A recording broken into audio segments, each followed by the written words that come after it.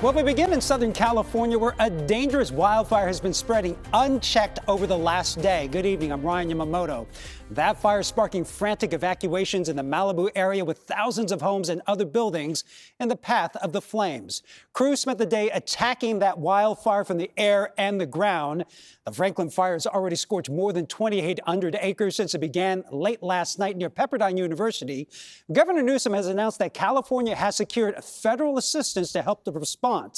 This is some of the scary videos showing right now the flames outside of the window of a building at Pepperdine University. A shelter-in-place order for students was just reissued about a half hour ago. Students are told to prepare to stay there for the rest of the night due to the power being out.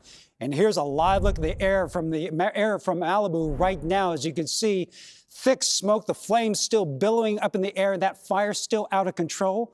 Danya Bacchus has the very latest from Malibu.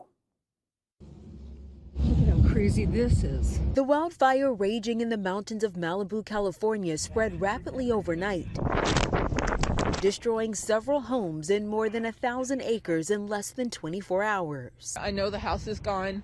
I went back in there and to try to find the horses, but it was too dangerous. We had to just get out of there as quickly as we could. As thousands of people were ordered to evacuate, students in their last week of the semester at Pepperdine University sheltered in place. Last night, we were here for all of it, through the thick of it. One student captured this video showing the flames inching closer as others took cover in the library. You just saw the flames coming up over the hill, and at first it was not a problem because they were like, the wind is blowing parallel and not in our direction. And I think about maybe 5 minutes later they were like, it's in our direction.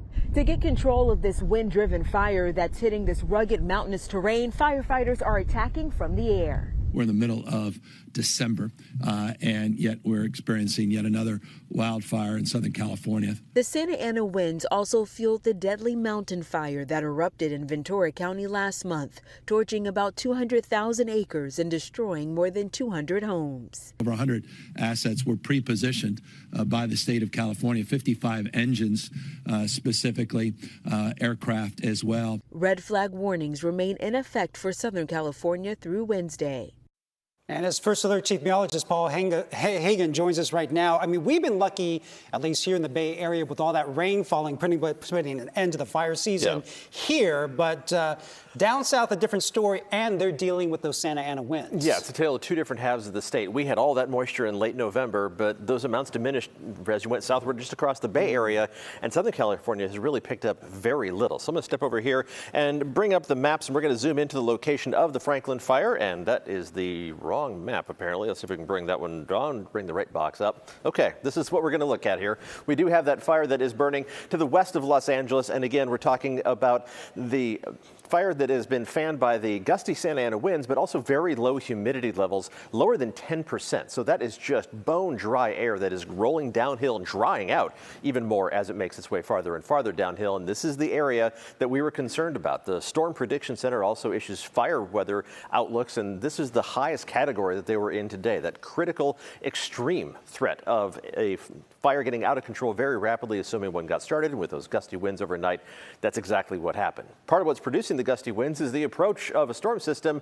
It's starting to spread clouds over the Bay Area, and it's going to spread rain into our neck of the woods by tomorrow evening and tomorrow night. The first raindrops hitting the ground in the North Bay just after the sun goes down, with the rain making its way farther south as we head later into tomorrow evening and tomorrow night. San Jose, the rain really holding off until after midnight.